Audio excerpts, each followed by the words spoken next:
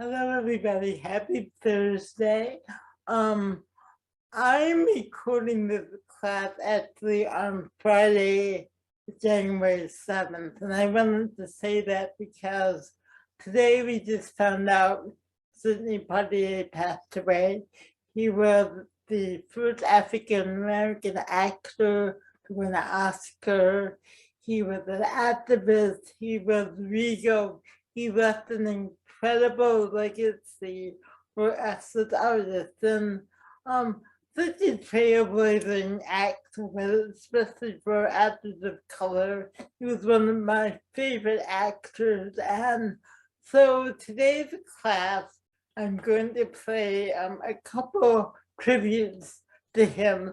The first will be from the Kennedy Center Honors, which he was honored with in 1995. The Kennedy Center every year honors artists who have made immeasurable contributions to arts and culture. He was also honored with a Lifetime Achievement Award from the American Film Institute in 1992, along with also having an honorary Oscar for Lifetime Achievement, a SAG Award for Lifetime Achievement. So today, like I said, we're going to look at his full tribute on the Kennedy Center Honors, and then also look at what Denzel Washington said about him when he won his American Film Award Institute. And I thought that was really beautiful because Sidney Poitier was the first African-American actor to win an Oscar, and Denzel Washington was the second. So it's a really beautiful passing of the torch for me. So that was really, really beautiful. So I want to share that with you guys. We won't do Move It and Groove It today. We're just going to use this class to honor the life and legacy of Sidney Poitier. So we'll look at those two, and I am going to give you the character challenge after we look at these two clips. Ladies and gentlemen, the 1992 Kennedy Center honoree, Paul Newman.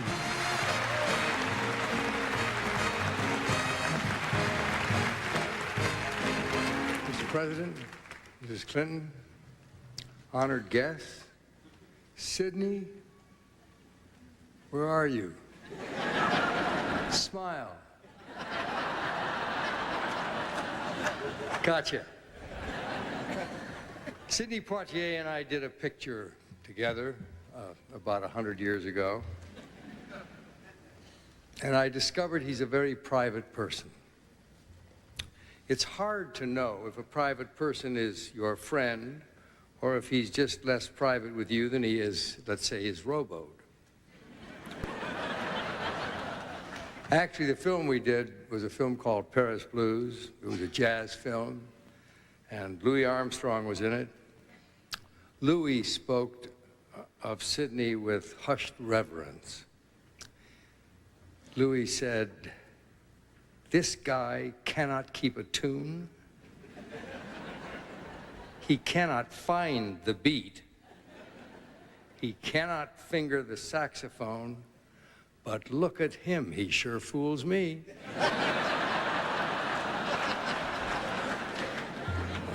We all play many roles in our careers, and Sidney has also had to play the role of social pioneer. It was a role he did not seek, but no one could have filled it better than he did. It's hard to believe that it's been 50 years since he's been on the stage, but his work since then has been a pilgrimage of startling grace. He has not only made films, he has changed the face of film itself. Of course, in all of these years, he has not learned how to play the saxophone. And if Louis Armstrong couldn't do it, I don't think even you could, Mr. President.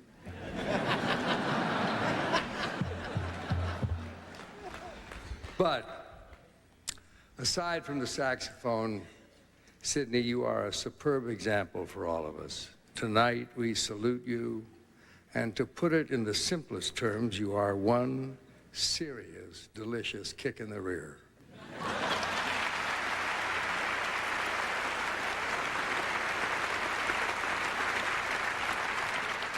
Well, you're pretty sure of yourself, ain't you, Virgil? Virgil, that's a funny name for a nigger boy that comes from Philadelphia. What do they call you up there? They call me Mr. Tibbs. Cat Island, Bahamas. It was home. No electricity, no running water, and an 8-mile hike to the tomato fields the family farmed. He was the youngest of Reginald and Evelyn Poitier's 8 children. Loose-limbed, good-looking, and an inch away from trouble. His parents sent him to live with a brother in Miami.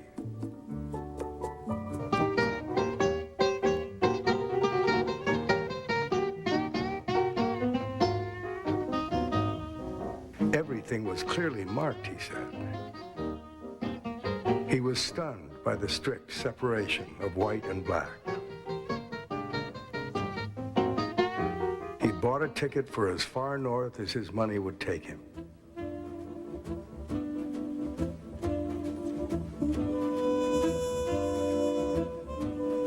He arrived in New York with the clothes on his back. He slept on rooftops. He took what work he could get.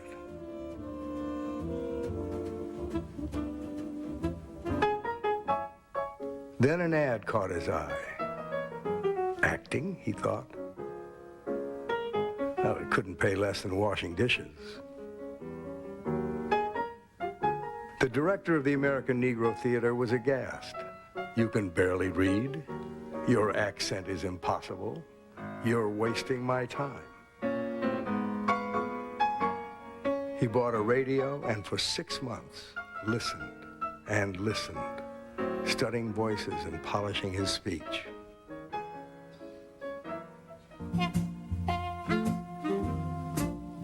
He failed his second audition.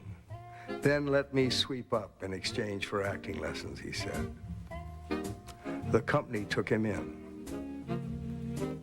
An understudy, there came the night, he went on for the star. A producer saw him and cast him in a Broadway show. The part was small. His presence was all they talked about. 3 years later, he was in his first movie. His talent was never in question. But would Hollywood have the courage? I walked onto the back lot, he said, and the only other black face belonged to the shoeshine boy. He stood alone in the light, raised himself to his full height, and he compelled us to listen. All I want is to make a future for this family. All I want is to be able to stand in front of my boy, like my father never was able to do to me, and tell him that he'll beat somebody in this world besides the servant and the chauffeur. Huh? You tell me that, huh?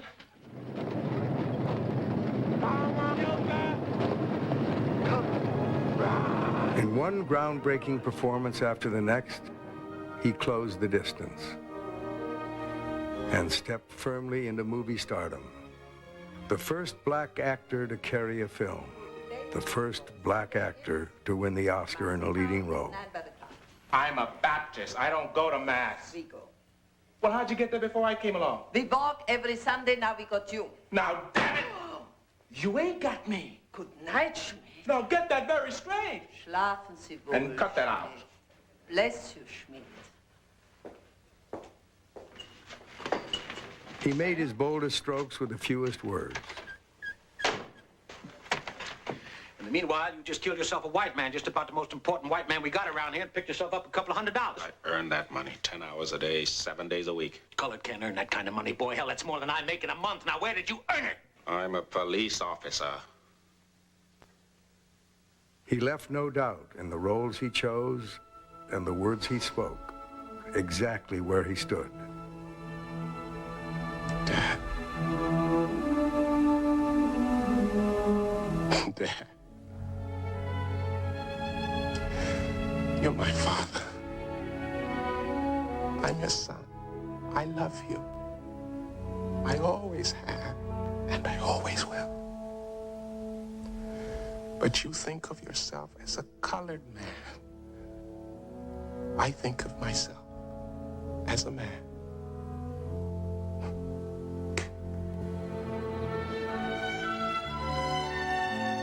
Whether behind the camera or in front of it, it was not movies he was making, it was milestones.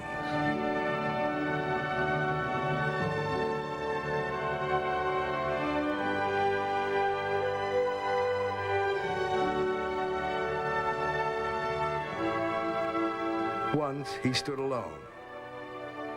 Today, Sidney Poitier stands as the beginning.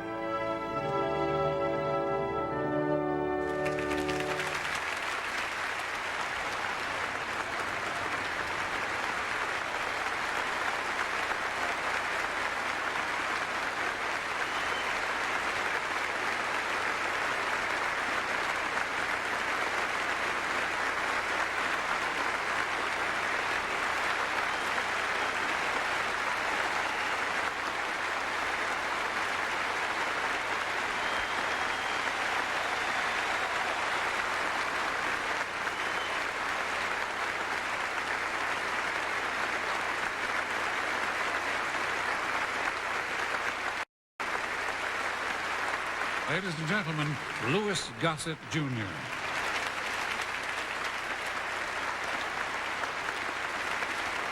You know, I had the distinct privilege of working with Sidney Poitier, or as we affectionately call him in New York, Sidney Poda.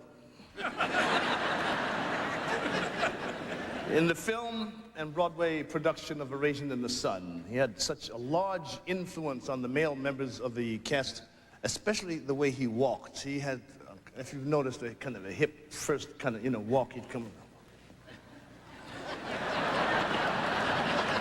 All of the male members of the cast began to walk and talk like it. Well, I don't walk and talk like you anymore, Brother Sidney. But I do follow in your footsteps. I have in my life. And you've never steered me wrong. I salute you.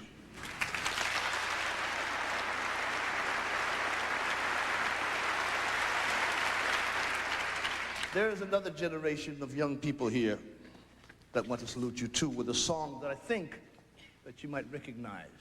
And the song is from Lilies of the Field. Wrapped in a manger on Christmas morning. Down at the Jordan, where John baptized and singing on sinners. See him at the seaside, talking with the fishermen and making the disciples. Marching in Jerusalem, over palm branches.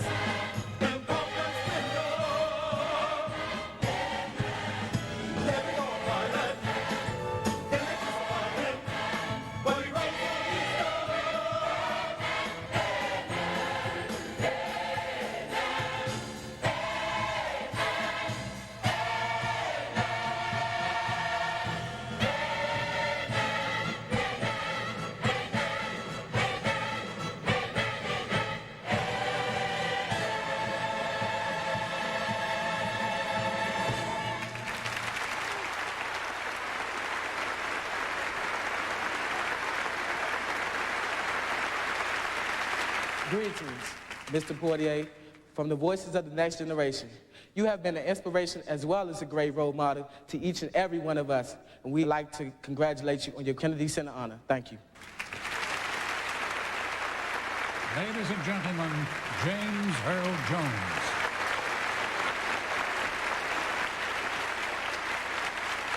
Sidney established the height to which we actors must go. He brought an extreme integrity to his career and to his place in society. And once he set the height, he left it for us who followed to establish the breadth, especially African-American actors. So whatever the rest of us do, It will always be true that Sidney proves the ideal. So Sidney, much of what I am as an actor, I owe to you.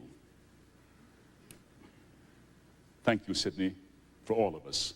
There's a simple song that Sidney Poitier learned as a child on Cat Island. The two words of the title describe the man we honor tonight. Ladies and gentlemen, to sing that song, Miss Jessie Norman.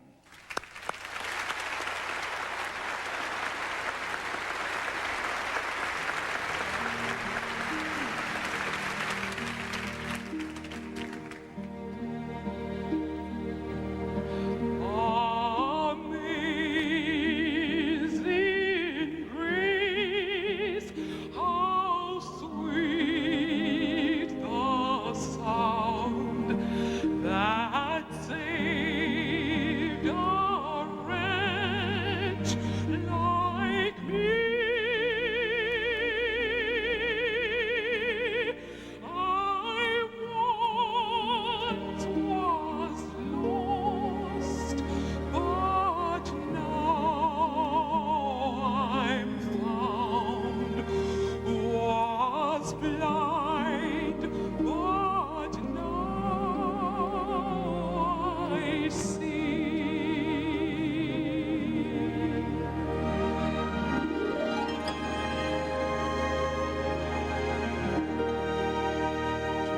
was grace that taught my heart to fear, and grace my fears relieved.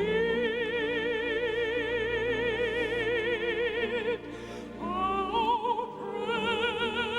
precious did that grace appear the hour I first believed.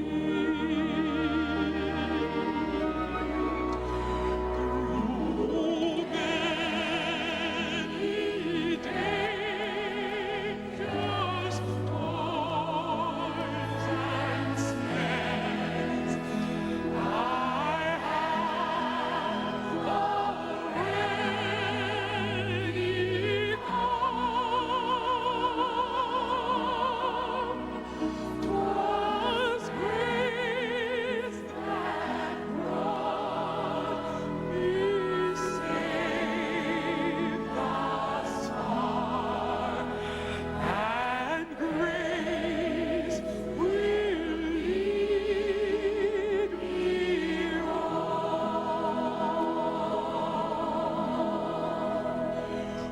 When we've been there 10,000 years, bright shining as the sun, with no less days to sing God's praise than when we first begun.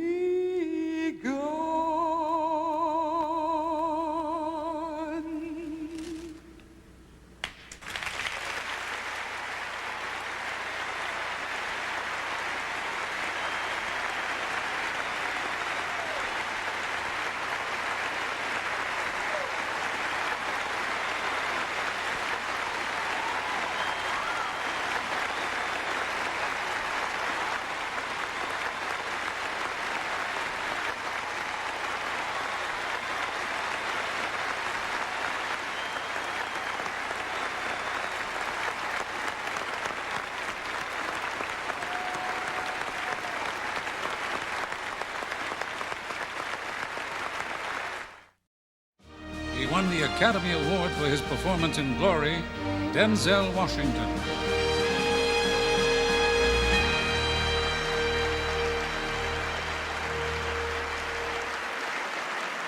Thank you.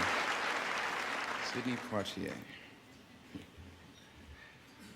I met Sidney for the first time in 1977. He probably doesn't remember. I was just graduated from college, came to Los Angeles for the first time. I was walking down Wilshire Boulevard, and I looked into a bookstore, and there he was, Sidney Poitier.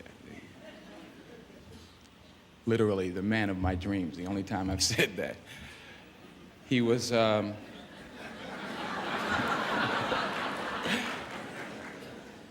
meant everything to me. I mean, he was a positive example of elegance and good taste. He was a source of pride for millions of African Americans. He was a great movie star that was appreciated by millions of people all around the world. So I took a deep breath, I walked through the door, and for the next 10 minutes I snuck around, hiding behind books and magazines, acting like I was going to buy something. I didn't have any money, but finally I snuck up close enough to him where I was breathing on him. And he turned around and he said, "You're breathing on me." No, he turned around and turned around and said, "How are you?" I said, I'm Denzel Washington. You don't know me. I haven't done anything." But he was very kind to me, and I felt at that point we were friends. So I did what any friend would do, any actor would do. I took out my picture and resume, started begging for a job. But he was very patient with me. He was very kind to me, and he didn't give me a job. In fact, Sidney, you've never given me a job. I wanted to talk to you about that. But he did something that was much more important. He gave me his time, his advice, and I can honestly say that the reason I'm up here today is because of Sidney Poitier, because of the time he gave me, the advice he gave me, the example he provided for me and many other African-American actors. I love you, I respect you, I imitate you. God bless you.